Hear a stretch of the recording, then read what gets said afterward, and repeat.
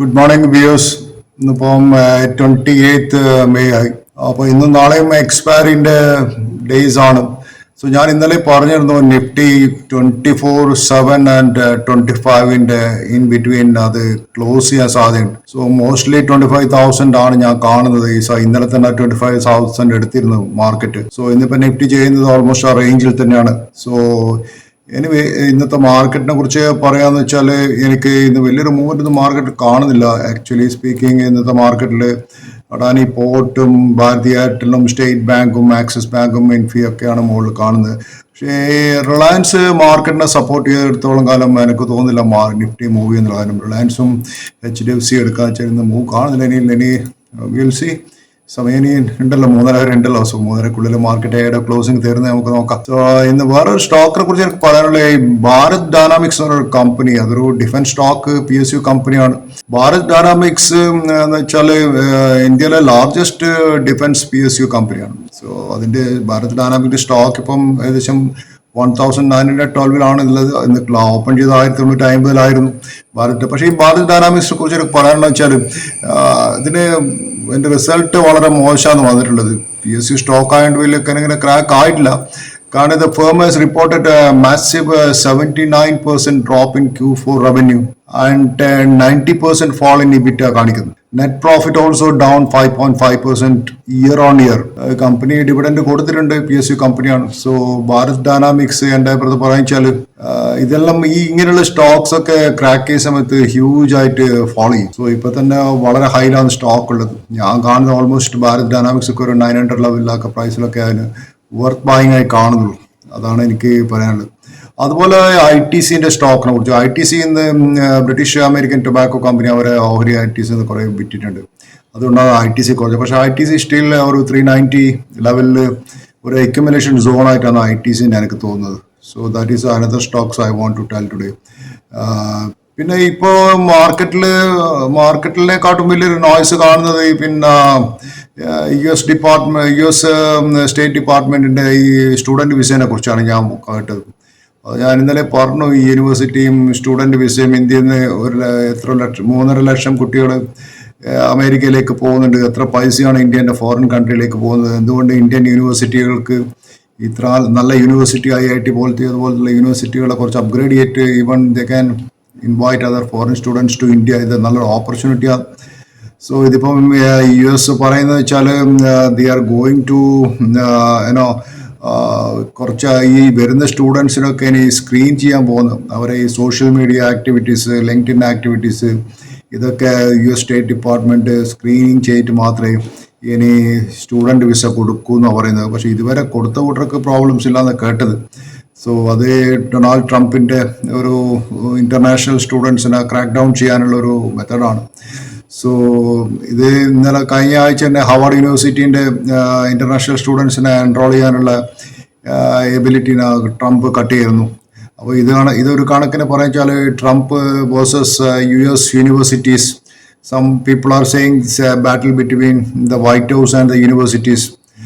പക്ഷേ യൂണിവേഴ്സിറ്റീനെ കുറിച്ച് പറയാച്ചാൽ US universities contribute to US economy also. ഇവിടെ ഇപ്പോൾ ഇന്റർനാഷണൽ സ്റ്റുഡൻസിനെ മാത്രം നോക്കുകയാണെങ്കിൽ അമേരിക്കയിൽ പറയുന്നത് 5.9% of the total US higher education population of almost 19 million students ഉണ്ടെന്ന് പറയുന്നത്. ഈ 19 മില്യൺ സ്റ്റുഡൻസിന് 2023-2024 അമേരിക്കയിൽ 19 മില്യൺ സ്റ്റുഡൻസ് ഉണ്ടെന്ന് പറയുന്നു. അപ്പോൾ ഈ ഇതിൽ തന്നെ ഏറ്റവും കൂടുതൽ സ്റ്റുഡൻസ് വരുന്ന ഇന്ത്യയിൽ നിന്നാണ് പോലും. അത് കഴിഞ്ഞാൽ ചൈനയിൽ നിന്നാണ് വരുന്നത്. ഇന്ത്യയിൽ നിന്നാണ് ഏറ്റവും കൂടുതൽ US സ്റ്റുഡൻസ് പോകുന്നത്. സോ ട്രംപിന്റെ ഒരു മെയിൻ ക്വസ്റ്റൻ എന്ന് വെച്ചാൽ, ട്രംപ് പറയുന്നത് വെച്ചാൽ ഹാർവാർഡ് ഈ സ്റ്റുഡൻസിന്റെ ഈ ഏത് കൺട്രിയിൽ നിന്നാണ് വരുന്നത് അല്ലെങ്കിൽ അവർ ഡിസ്ക്ലോസ് ചെയ്യുന്നില്ല. മോസ്റ്റ് ഓഫ് ദ സ്റ്റുഡൻസ് വരുന്നത് US ആയിട്ടുള്ള not friendly to the US government ആയിട്ട് ഫ്രണ്ട്ലി ആയിട്ടുള്ള കൺട്രീസ് നിന്നാണ് ആൾക്കാർ വരുന്നത്. അത് നോൺ ഫ്രണ്ട്ലി കൺട്രി എന്ന് പറയുന്നത് ചൈനയിലായിരിക്കും. ചൈനയും ഇന്ത്യയും വലിയ US വലിയ ഫ്രണ്ട്ലി കൺട്രി ഒന്നുമല്ല.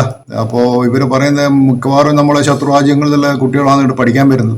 പിന്നെ ഇത്ര അധികം പൈസ ഇവര് ഫോറിൻ സ്റ്റുഡൻസ് നിങ്ങൾക്ക് തരുന്ന സമയത്ത് എന്തിനാ ഗവൺമെന്റ് ഇതിന് ഫണ്ട് ചെയ്യേണ്ട, അഡീഷണൽ ഫണ്ട് കൊടുക്കേണ്ട ആവശ്യമൊന്നും ചോദിക്കുന്നു. നിങ്ങൾക്ക് ബില്യൺസ് ഓഫ് ഫണ്ടിങ് ഫോറിൻ വരുന്നുണ്ട്.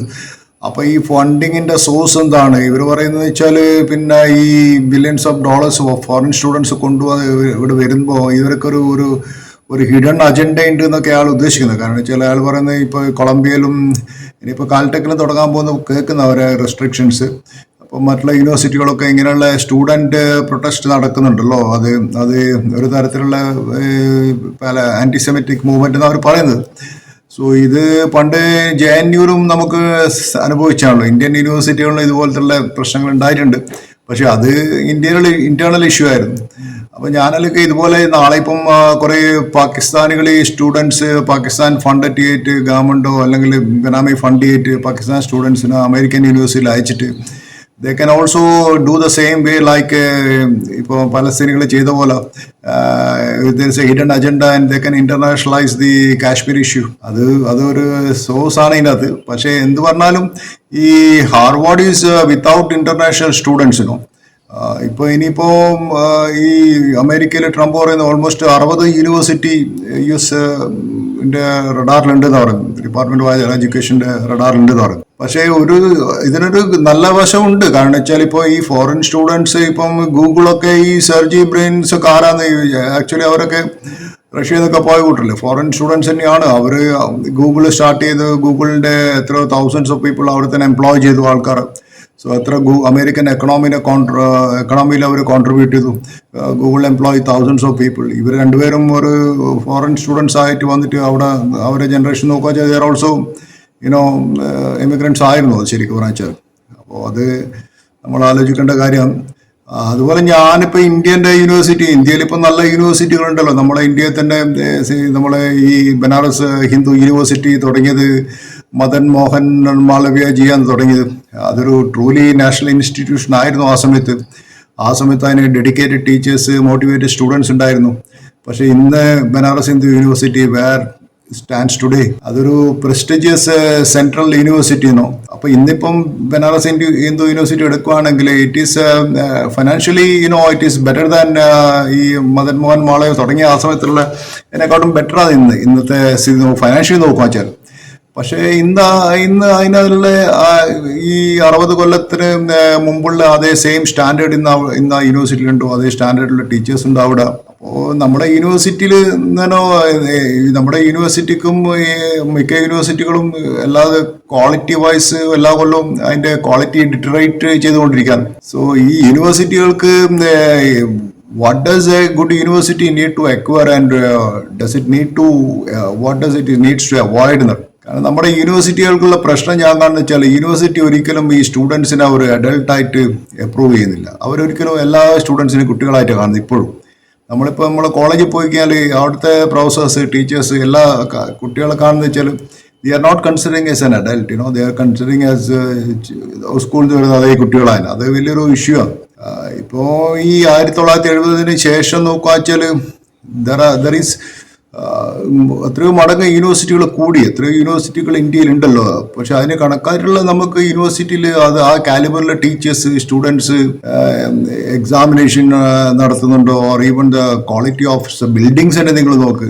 നിങ്ങൾ പഴയ യൂണിവേഴ്സിറ്റി ബിൽഡിംഗ് നോക്കിക്കഴിഞ്ഞാൽ Calcutta university, Mumbai university, Allahabad university, Banaras university, അവരുടെ ബിൽഡിംഗ് തന്നെ നോക്കി ഇപ്പോൾ യൂണിവേഴ്സിറ്റിന്റെ ബിൽഡിംഗ് നോക്കും. It's a huge difference. So ഇതൊക്കെയാണ് നമ്മുടെ decline in quality of education. പിന്നെ ഈ quality comes only when teaching and research go hand in hand.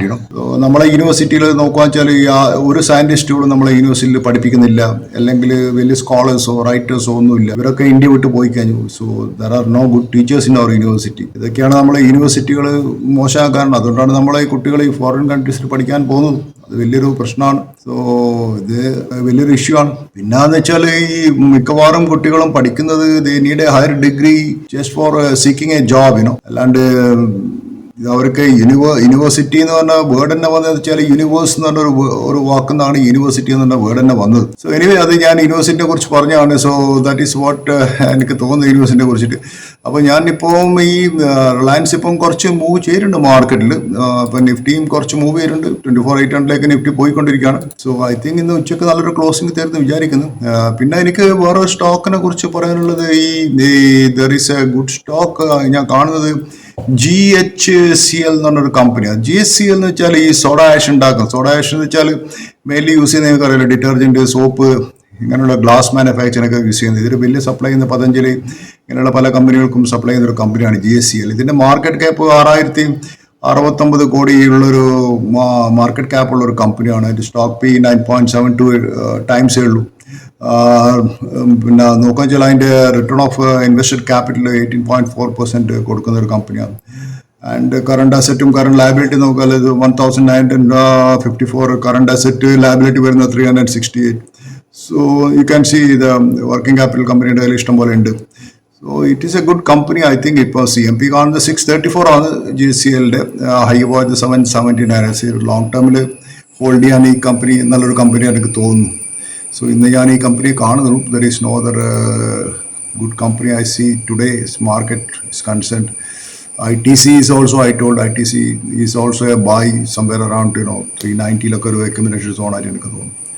Thank you for viewing my channel. Please subscribe my channel and support my channel. മാർക്കറ്റിൽ നിന്ന് ഉച്ചക്ക് ഒരു movement ഉണ്ടാകും, move ചെയ്യുന്ന ഞാൻ വിചാരിക്കുന്നത്. So have A nice day.